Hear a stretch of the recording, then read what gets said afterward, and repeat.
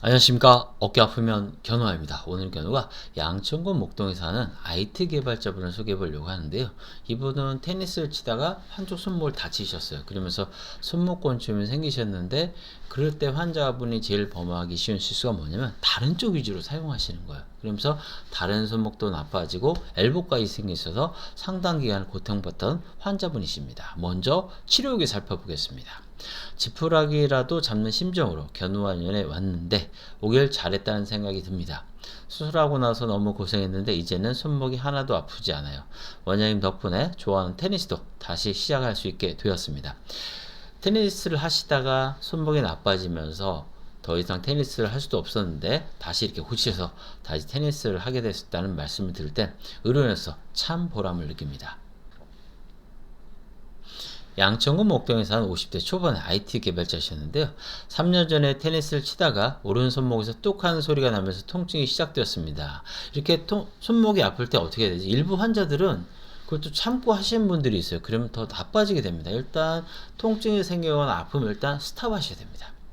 정형외과에서 손목 건점이라고 하여 치료를 받았는데 잘 되지 않아서 결국 수술까지 받았습니다. 그러면서 양쪽 손목이 다 나빠지기 시작해 다른 손목에도 손목건점이 생기고 양손에 TFCC가 발생하면서 오른 팔꿈치에는 골프 엘보마저 생기면서 일상생활이 전혀 안 되고 있습니다. 수술하면 모든 게 좋아질 줄 알았는데 전보다 더 고생을 하게 된 것 같아 너무 고통스럽습니다. 라고 말씀하셨던 환자분이십니다. 손목건점과 TFCC, 골프 엘보를 살펴보겠습니다. 가장 흔하게는 과사용이고요. 그 다음에 외상이 돼요. 이 환자분 같은 경우는 외상으로 시작하시면서 과사용이 되면서 양쪽 손목에 무리가 오셨던 환자분이시고요. 환자분의 발생 원인도 역시 외상으로 시작해서 과사용입니다. 일반적으로 이제 과사용이 제일 흔하고요. 이렇게 외상으로도 발생하는 걸 종종 볼 수가 있습니다.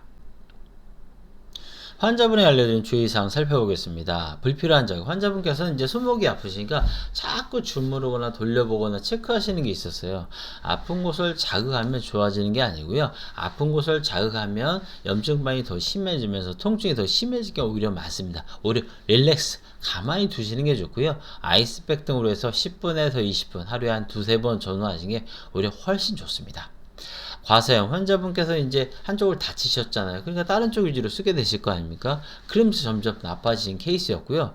또 술을 일주일에 한 3, 4회는 마신다고 하시더라고요. 술을 마시게 되면 술이 내 몸에서 아세트알데하이드로 대사가 되면서 독성 물질이 만들어지면서 염증반을 더욱더 심하게 할 수 있습니다.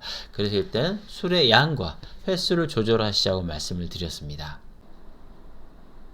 환자분의 적용한 치료 방법 살펴보겠습니다. 손 사용을 50% 정도 줄이고 관련 근육을 풀어주면서 염증을 줄여주고 건과 건초의 안정을 유도하며 원기를 끌어올려 재발을 방지하고 손상된 건과 건초를 정상화시키며 주의사항을 지키고 증상에 맞는 스트레칭을 하면 괴로움과 고통에서 벗어날 수 있습니다.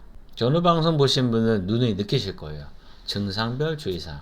하늘처럼 TFCC, 손목건처럼 엘보가 생기면 일단 가장 먼저 하셔야 하는 게 일단 덜 쓰셔야 돼요.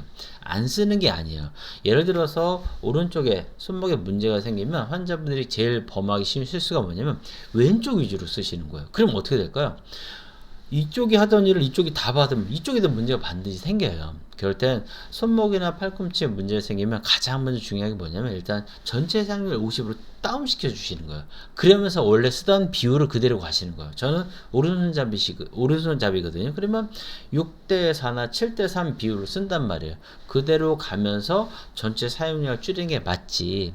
이쪽이 아프다고 해서 이쪽 위주로 쓰게 되면 며칠이야 상관없지만 그게 한 달, 두 달, 세 달, 네 달 가면 이쪽에도 똑같은 문제가 와요. 그래서 손목건처염이나 엘보 같은 게 생기면 당장 며칠은 상관없지만 한 달, 두 달, 세 달, 네 달 가면 벌써 다른 쪽에도 문제가 생깁니다. 그래서 전체적인 사용량을 다운시키면서 사용하던 그 비율을 쓰시면 좋고요. 무겁거나 힘쓰는 거라든가 술 같은 건 좀 피하시는 게 좋습니다.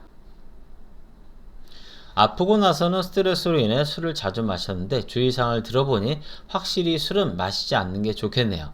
전에 수술을 받았을 때보다 더 세세하게 챙겨주시는 것 같아 치료에 대한 믿음이 갑니다. 결혼 일단 환자분이 오시면 직업부터 물어봐요. 그리고 어떤 운동을 하시는지, 술은 어떤지, 어떤 주의사항을 들어야 될지 고민하거든요. 그래서 환자분에게 맞는 주의사항과 스트레칭, 환자분에게 맞는 그런 치료를 진행하려 노력하고 있습니다. 지금도 TFCC, 손목건처럼 엘보로 고통받고 있는 분들 많으실 겁니다. 여러분의 선택에 따라서 결과는 얼마나 달라질 수 있습니다. 절대 포기하지 마시고 새로운 치료에 도전해 보셔서 원하는 결과 얻으셨으면 좋겠습니다. 건강하세요.